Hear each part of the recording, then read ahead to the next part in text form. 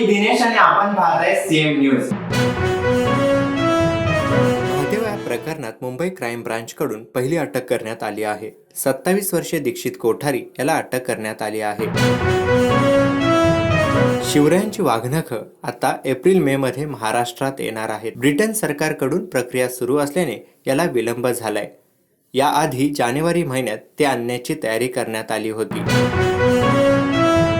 नेपाळच्या जनकपूरमधील म्हणजेच रामलल्ला यांच्या सासरमधून यात्रा अयोध्येत पोहोचली आहे।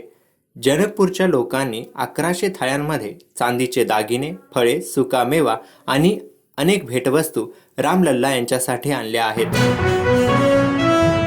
योगी आदित्यनाथ यांना जीवे मारण्याची धमकी देणाऱ्या तरुणाला उत्तर प्रदेश पोलिसांनी अटक केली आहे। उत्तर प्रदेश पोलिसांनी ठाणे पोलिसांच्या मदतीने आरोपीला ठाण्यातून अटक केली आहे। तो उत्तर प्रदेशमधील भदोही जिल्ह्यातील रहिवासी आहे।